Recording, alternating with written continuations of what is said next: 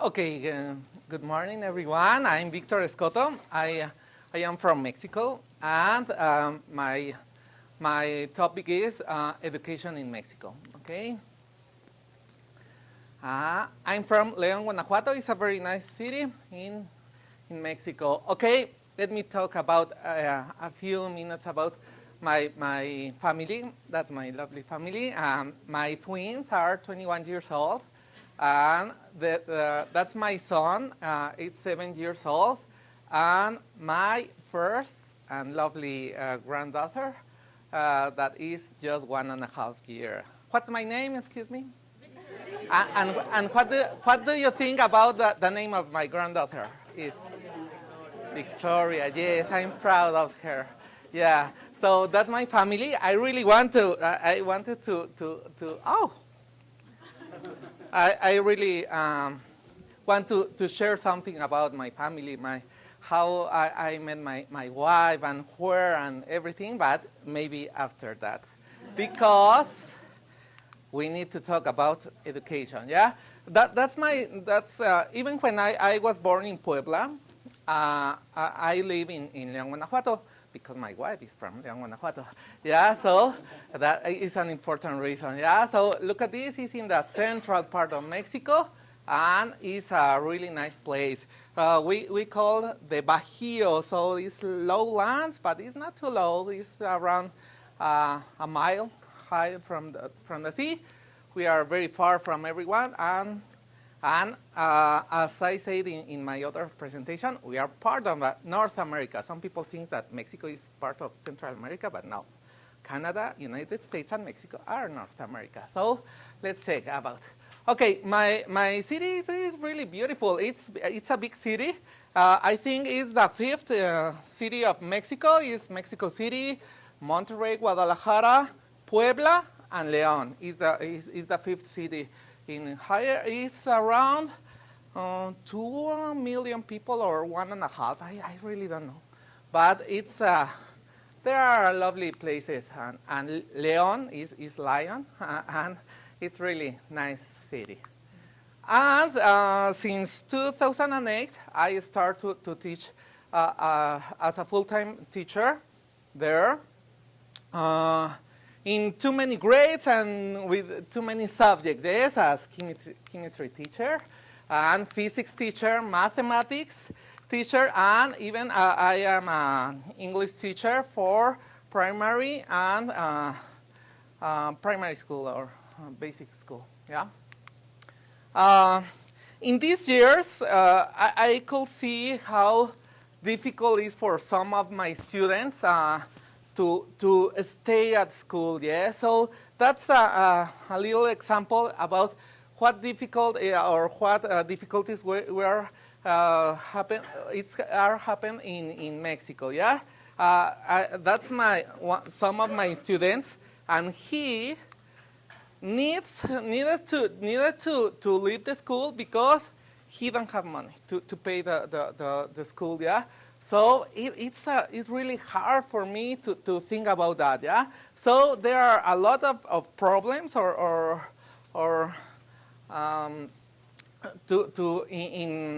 in our education system, yeah. Some of them are one of them. Okay, let's check about that. Okay, numbers. What do you think about 10, 76, 48, 21? Unfortunately, they are not just numbers, yeah? They represent human beings or students or teenagers, yes? Okay, we check about the rate of attrition because, do you remember the first number? 100, imagine, 100 kids are coming to the primary school or basic school, yeah? But only 76 finish the school. Why? Because they leave, they are very big, they have some troubles or violence or poverty, and they have in some cases they leave the school. But look at this. At the end of the secondary school, that in Mexico we have 6 years from primary school, 3 years of secondary school, and 3 years for high school. Yeah, but look at this. At the end of this, the really teenagers, only 48 finish the secondary school, and only 21 finish high school. So it's tremendous because it is really, I really care about this number, yeah? Why? What happened with the others? What happened with my student? Some of them need to work because they don't have money, but most of them, let me check. Okay, many of them have different troubles. Yes, why they leave school? Yes. Do you know this word? I don't know if there is in other languages, but we start a compound word that calls ninis. Ninis. Who is a nini? Someone who neither studies nor works. Ni estudian ni trabajan. That's the meaning of ninis. And some of my students right now are ninis. Why? Because last semester finishes the school, the high school. Then they try to come into the college. They fail in the exam because it's very, very difficult to come into the universities in Mexico. And then, right now, they are waiting for the next exam that is in May. So imagine 1 year as a nini, yeah? And obviously, they have, let's check another time numbers, yeah? Look at this. The average years in Mexico are 8.8. Okay, I checked some numbers compared in the USA. Numbers of instruction, look at this, 4.5. My son, my 7-year-old son, starts at 8 o'clock, and at 12:30 my wife needs to pick up into the school because school has finished. And look at this.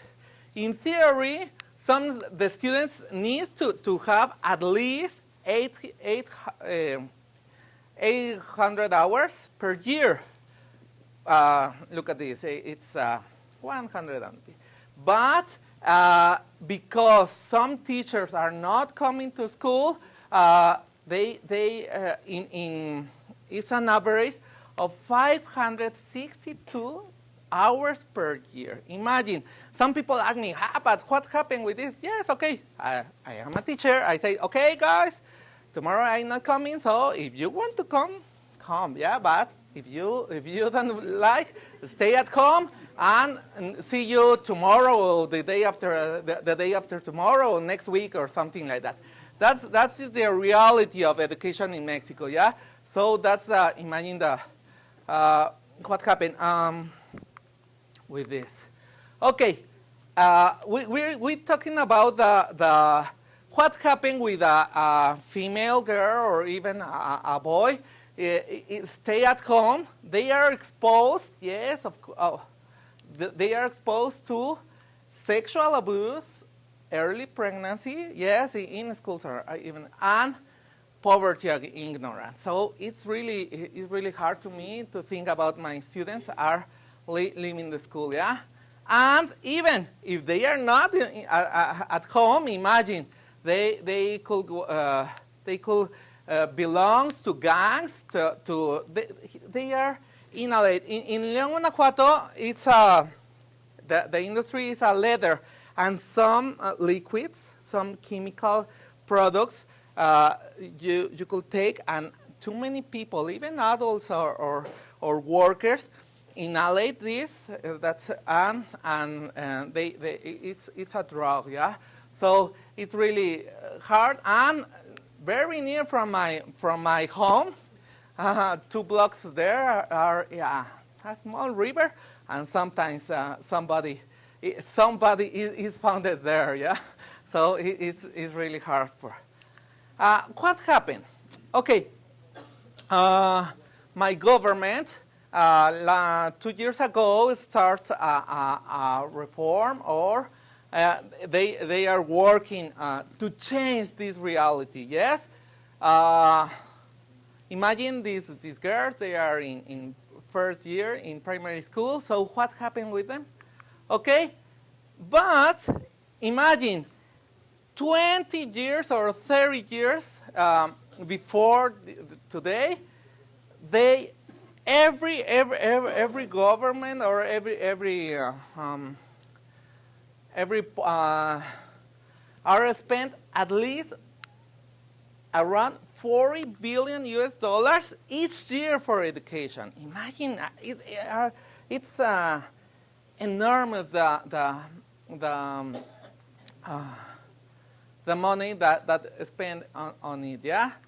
But look at this one, this that's called corruption, yes, and right now we have several resistance because the union is the biggest union in Latin America. The union of teachers in Mexico is the biggest one, and right now they don't like these reforms or this change in the laws and they are every day. As an example, I visited a lovely city called Oaxaca. It's really, really nice, the city in Mexico. And some teachers took the roads, and I need to pay to cross these roads. I don't like it because I am a teacher and it's not, I don't believe in this. And I try to go ahead, and they throw a stick with nails, and something happened with a flat tire appeared. But that's the reality right now. The most in Mexico we have 3 states. We have 32 states. In 3 of them, they are the poorest people, and the most resistance is Chiapas, Oaxaca, and Guerrero.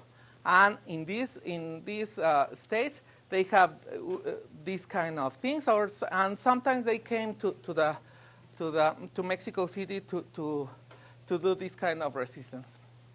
What happened in this? Oh yeah, this reform consists in improve the quality of public education, standardize it, evaluate all the teachers and even the students periodically. We grasp the control of the education and standardize the quality. Okay. We have several problems between these because in public education, it's the salaries are high, but the quality of education is low. And in private schools, they have a very good education, but what the teacher earns in private schools are really low. So immediately when some teacher gets some place in public schools, go out and the kids suffer this. Okay, what happened before these reforms are working? Okay, me and some other teachers in my school are working very hard to do our best. Yeah.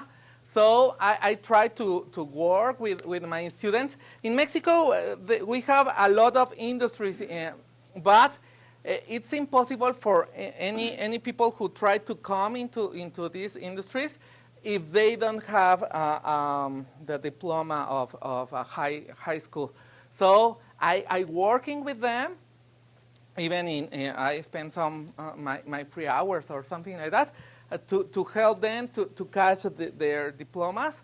And of course, I believe that education is the only way. The only way to avoid corruption, these kind of troubles, and to get some better future for my students. So thank you very much. Question?